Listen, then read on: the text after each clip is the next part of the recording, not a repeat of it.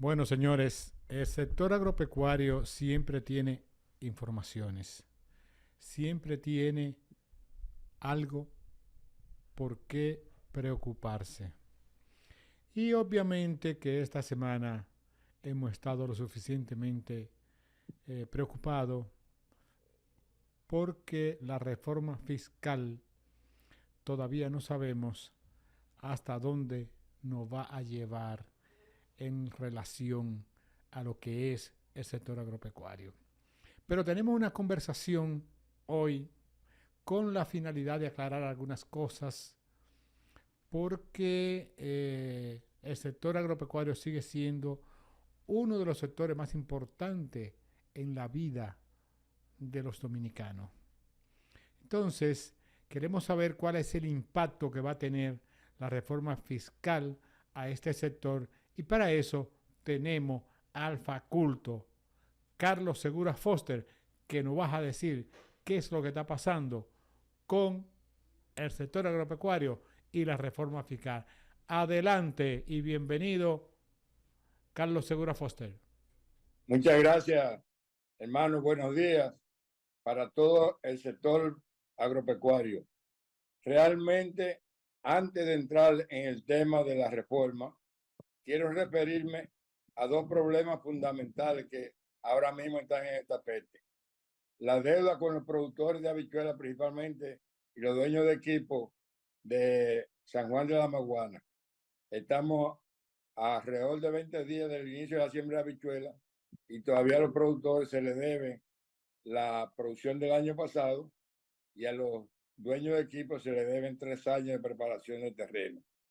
Por otro lado, tenemos grave problema de que ya a partir del 1 de enero del 2025 ya entra el arroz y la leche como el complemento que faltaba de los alimentos para entrar al país libre de arancel y todavía las autoridades no han anunciado cuáles son las medidas de apoyo que ofrecieron para que los pequeños y medianos productores puedan subsistir a la situación de la competencia con arroz desde Estados Unidos de Norteamérica principalmente. Pero vamos a la reforma, que realmente es el tema de la semana, que aunque no se ha aprobado, ya fue sometido. Si se aprueba en la forma que fue sometido, por primera vez prácticamente todos los alimentos van a pagar lo que ahora se llama IVA, porque este es el gobierno del cambio. El IVA es un impuesto similar al ITEVI, pero ahora se llama IVA, impuesto de valor agregado. ¿Qué significa eso? Solo se han excluido 5 de los principales alimentos: el arroz, la habichuela, el pollo, el huevo, el plátano y la yuca. Hablando de memoria. Después todos los demás, tomate, remolacha, zanahoria, tayota, todo.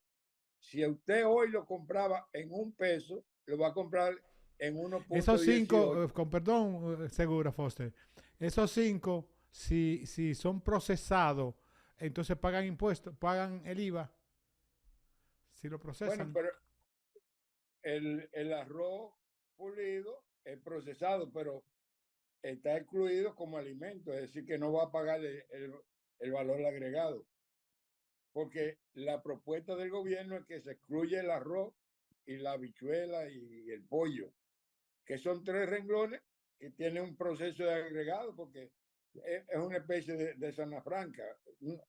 Es decir, usted compra materia prima y la convierte. En el arroz usted lo produce en cácara y lo procesa en la factoría. Pero están en la propuesta liberados. Vamos a esperar cuál es el resultado final. Pero todo lo demás, que personalmente a mí me asalta una gran preocupación, porque en los mercados, en los puestos de venta, ¿cómo se va a hacer la retención del IVA?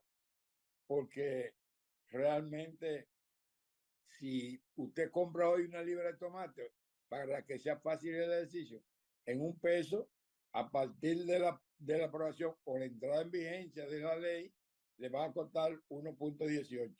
Eso va a crear una situación de encarecimiento que va a golpear fundamentalmente a los a los más pobres y a los clases medias. El más rico no va a ser afectado por esto. Entonces, todo lo que se habla, en sentido general, este es un impuesto que se deriva de un gobierno de ricos que obviamente a los únicos que no beneficia es a los pobres. Pero los funcionarios se han tirado a los medios de comunicación a explicarle a la gente lo beneficioso que va a ser la reforma fiscal para las clases medias y para las clases de abajo, ¿no?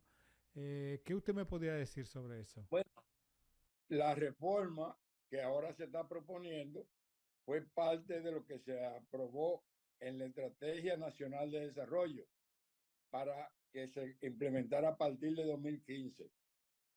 Todos los años de los gobiernos anteriores de Danilo se luchó por la implementación, pero los que hoy no gobiernan siempre se opusieron porque ellos decían que no era necesario.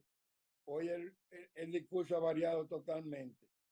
Y yo quiero hacer el siguiente razonamiento, porque oigo a muchos de ellos decir que en los gobiernos anteriores también había déficit fiscal en términos relativos similar al de ahora. Aunque el de ahora es ligeramente más alto, pero ciertamente son similares.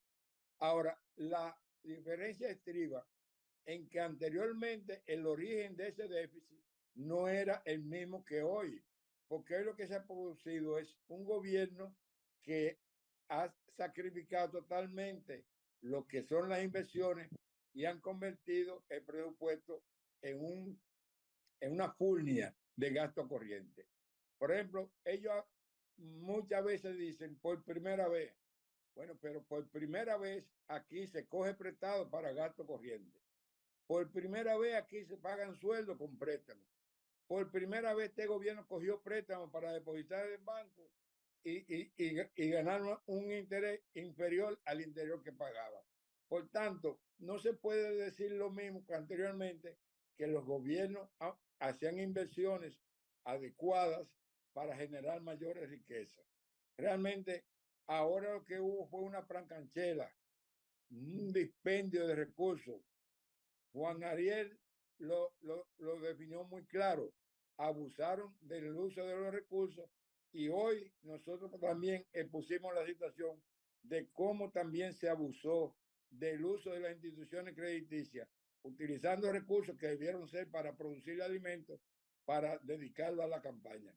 Si tú lees hoy lo que nosotros escribimos, te va a encontrar que el Banco Agrícola dedicó a nivel nacional cuantiosos préstamos que el único propósito tiene que haber sido dedicarlo a la campaña, porque se cedieron en enero y en febrero en algunas regiones para las municipales y en abril y mayo para las presidenciales y congresionales.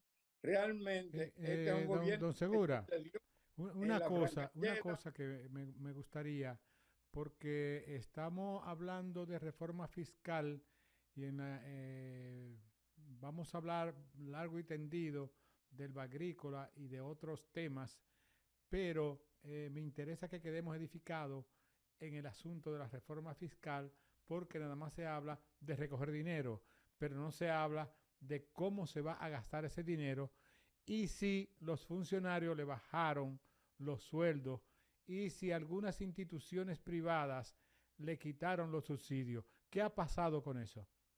Es que ahí es donde estriba la no razón de esta reforma, porque a esta gente no le ha faltado dinero, al contrario, esta gente son la gente que más dinero han gastado y no, nosotros podemos decir que no han terminado ni siquiera las obras que encontraron en proceso, pero no han hecho una sola obra.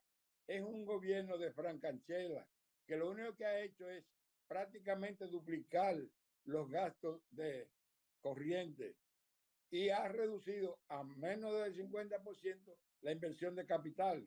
Y un país que coge prestado y que dedica su presupuesto para aumentar de nómina, para pagar pensiones a gente que ni siquiera trabajaron en ninguna institución y que es lo que ha llevado a que el gasto corriente se haya desbordado.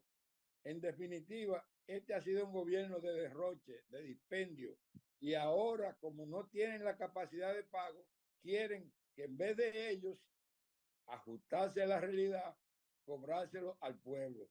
Y yo quiero un poco simplemente referirme a una cuestión, porque aquí no se está grabando al verdadero ciudadano que puede aportar. Aquí se está pensando grabar la vivienda de los clases media y baja, porque una vivienda de 5 millones de pesos es cualquier ranchito en cualquier barrio. Pero aquí hay mucha gente que, contrario a lo que sucede con algunos, tienen su ahorro aquí y esos ahorros piensan aumentarle el gravamen, mientras otros se dan el lujo de tener sus recursos en paraísos fiscales que no pagan ni un centavo de impuestos. Es la realidad que estamos viviendo de un gobierno que le va a dar, como dicen en mi campo, en la madre, a los pobres y a la clase media. Aquí la clase media pasará a ser pobre y el pobre va a Don desaparecer Carlos, por don Carlos, inacción. ¿tiene algo de positivo la reforma fiscal? Y si tiene algo de positivo, ¿nos lo puede decir? Bueno, pero yo entré señalando la situación. Esa estrategia debió aplicarse desde el 2015, pero ellos no lo han hecho. Lo que han desbordado es el gasto. Ahora mismo ellos están planteando la recaudación de 122,000 pesos. Para que tú tengas un ejemplo, con solamente eliminar el subsidio que se le está dando por el derroche de la generación eléctrica, ahí se economizan 92,000 millones de pesos. ¿Cuánto le faltarían? Para darte otra partida que ya con 25,000 pesos más, ya tiene ahí los 122,000 que ellos aspiran. Realmente aquí lo que hay que llevar el gasto corriente a los niveles que tenía el país en el año 2019 y hacer las inversiones que también ese año hacía el gobierno. Y el país seguirá avanzando. Porque aquí, si tú reduces la nómina que existe hoy a los niveles que ellos encontraron en el 20, simple y llanamente, aquí no es necesario grabar más a los pobres y a los clases medias. Don Carlos, don Carlos, pero nosotros estamos hablando, usted sacó 5 productos que van a estar exentos de impuestos, pero no me diga usted que las frutas también van a ser grabadas, las frutas, para los jugos. Todos los productos, todos los alimentos van a ser grabados. Y te voy a decir más.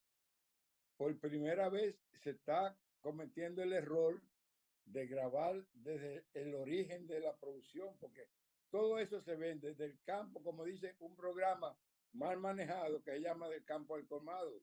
Entonces, ¿cómo le van a cobrar impuestos desde el mismo momento que se produce la producción? Aquí lo que tenemos que pensar serenamente, porque una de las cosas que tú insististe, hay algo positivo. Bueno, ¿qué es lo que han anunciado? Que los sueldos mínimos van a ser aumentados de 10 a 15,000. Pero ¿qué resulta? Que 5,000 pesos no cubren ni siquiera la cuarta parte del aumento de la canasta familiar que ya se produjo y que se va a incrementar como consecuencia de esta nueva reforma. Entonces, ¿qué deben de hacer los productores agropecuarios del país para evitar todos estos traumas, reforma fiscal, problemas del escafta, problema del precio de los combustibles, problema eh, de la moneda, del dólar? ¿Qué va a Ya pasar con los productores? faltarían casi de Oriénteme ahí, sentido, hágame el favor. pero es que es muy difícil. Óyeme, es muy difícil una gente que aplicaran una política de torcer la voluntad de los ciudadanos para adquirir una mayoría que le permitan hacer toda esta tropería. Yo quiero decirte, soy un adulto mayor, voy a cumplir 78 años. Aquí nunca se había visto que en una semana al Congreso, desde el Ejecutivo, le manden 5 grandes reformas, desde la constitucional, la fiscal hoy llegó la laboral, aquí está pendiente el Código Penal. Es decir, aquí hay un arroz con mango que esta gente, abusando del poder que adquirieron, un poder que puede ser legal, pero es ilegítimo, porque fue elegido con la mayor atención de toda la historia y con un porcentaje que no llega al 25% del total posible. Pero tienen la mayoría y lograron, impusieron su estilo de comprar voluntades, de lograr que mucha gente se quedara en su casa, que no le hicieran caso al llamado de votar. Y una atención, una indiferencia de la población ha permitido que hoy ellos no necesitan ni siquiera conversar con la persona. Por primera vez aquí se llevan 5 reformas al mismo tiempo, sin hablar con los sectores económicos, sin hablar con los diferentes sectores, ni hablar con la fuerza viva de la política que son los partidos. Y todo eso usted lo junta con la situación delicada de las relaciones conflictivas con Haití.